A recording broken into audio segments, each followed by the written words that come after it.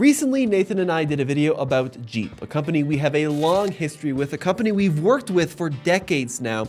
And in that video, we talked about the direction the brand is going and some of the new product offerings. But I just had a chance to sit down with someone who got invited to a behind-the-scenes meeting, a roundtable with the executives where he saw some really cool upcoming products. He wasn't allowed to take photos at this undisclosed location, but he was allowed to speak with the leadership team and find out more about what's going on at Jeep. And he was one of the first people outside of the organization to see the new Jeep Recon, which is right behind me, and of course the Wagoneer S. So I sat down with Sam, and in this video, we're gonna get a detailed behind the scenes insider look at exactly what's going on at Jeep. My name's Sam Abu-Al-Samid. I am a principal analyst at Guidehouse Insights, where I lead our transportation and mobility research. I also co-host the Wheel Bearings podcast with my friends Roberto Baldwin and Nicole Wakeland, and I do some writing for Forbes. So let's talk about two vehicles that Sam had a chance to actually see in person, a really unique opportunity. Now, so far, these are vehicles that we have only seen in pictures, maybe some renderings, but Sam saw them in the flesh. And I'm talking about the Jeep Wagoneer S and the vehicle behind me, the upcoming Jeep Recon, which is a proper four-wheel drive, all-terrain vehicle that we've all been waiting for with a lot of anticipation. Let's see what that vehicle is really like in person. And then when they brought us into this studio, the first thing we saw when we walked in the room were the concepts for the Jeep Wagoneer S, which you guys have talked about before, and also the Recon. And both of those, I don't think have ever actually been shown in physical form anywhere. We've only ever seen images of these two vehicles. And so it's the first time any of us in the room had actually seen them in person, which was quite interesting, particularly the Recon. Because when we walked, and certainly, at least for me, and I think for many of the people I talked to, when we walked in the room and we saw the Recon sitting there, it looked larger than we expected it to. And Jeep hasn't really revealed much in the way of specs for either of these two vehicles, but for the Recon, and they're two quite distinctly different vehicles. So the Recon is an off-roader, very much in the Wrangler Ford Bronco kind of mold. Has removable doors and everything, just like a Wrangler or a Bronco. But both of these are electric. It's Jeep's first two EVs for the North American market. They already have the Jeep Avenger, which is a small electric crossover that they sell in Europe. But the Recon and the Wagoneer S are launching here. And what was interesting about the Recon, the reason why it looks bigger than it is, because they've said it's got about the same footprint as a Wrangler, but when you look at a Wrangler, obviously, its body is relatively narrow and it's got wide fenders, and, the hood is narrow and tapers forward, the engine compartment. And the Recon has very different proportions. The body basically stretches out to the edges, much like a Bronco does, like a modern Bronco. And so it gives the visual impression that it's bigger than it is. And of course, the cabin is actually a little bigger than the Wrangler because they've moved the front bulkhead forward. It's a fairly short hood when you look at it in profile. So it's a really interesting looking design that I think will appeal to people. It's clearly not a Wrangler, but it's in the classic Jeep off-roader mold. And then the Wagoneer S, as we've also seen, is much more in the Grand Cherokee mold. But much sleeker, more modern looking, smooth. It's a smoother design, very much not an off-roader. Now, one thing that Nathan and I were concerned about when we recorded our first video was the price of Jeep products have seemingly gotten more and more and more expensive throughout the years. Well, Sam sat down with the executive team, and apparently things might be changing. The Jeep brand has just gone too far, too fast up the pricing ladder. And it was hurting sales.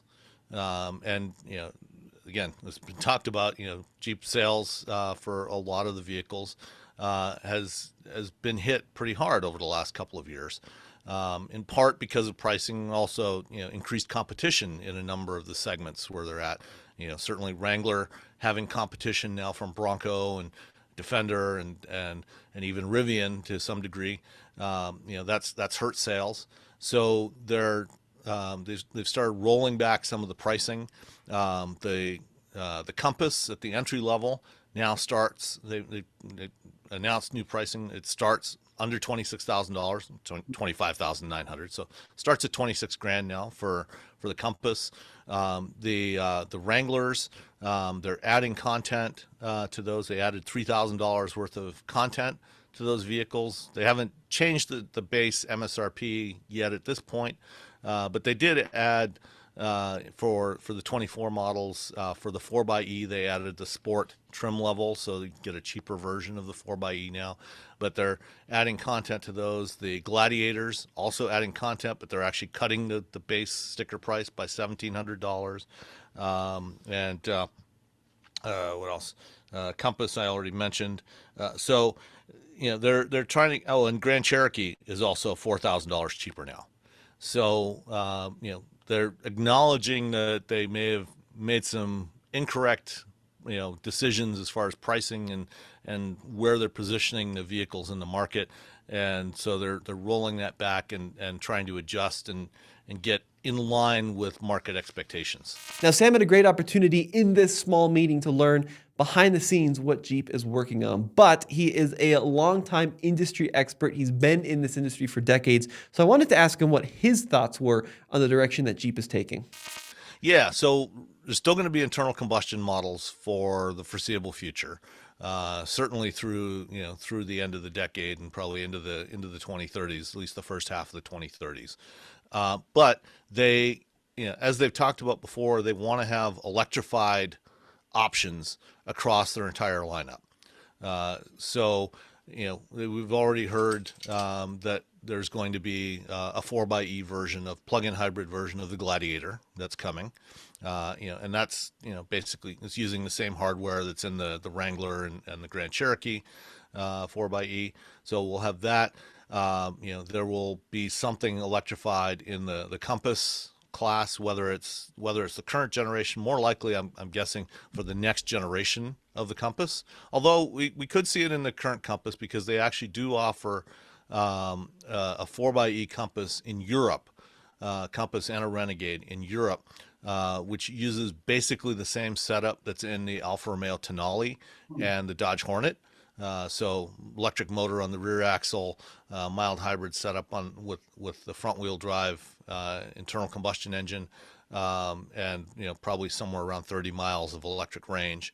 And then also at the upper end with the Wagoneers, the big Wagoneers, also getting electrified. And again, we don't know exactly what they're going to do there. And there will be an electric Wrangler, a battery version of the Wrangler at some point, probably around 2027, 28 timeframe. They're certainly saying the right things that they need to do to really get Jeep back on track, in terms of pricing, cost control, quality control, and having interesting product out there. Certainly I think the electric Jeeps are going to be very interesting to watch. I think they're going into some interesting segments with those.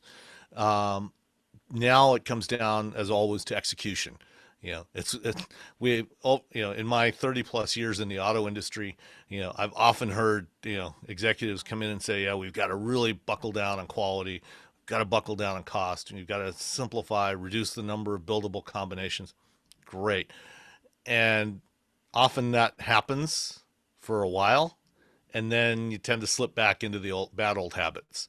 And so it's all going to come down to execution. Can they actually do what they're talking about, and continue to do that on a consistent basis over time? Well, a huge thank you to Sam for jumping on this video and telling me exactly what's going on behind one of our favorite companies and, proving us wrong and proving us right in some ways. So Sam, thank you for jumping on. And as always, check out alltfl.com if you want to see the latest and greatest in new and used car reviews.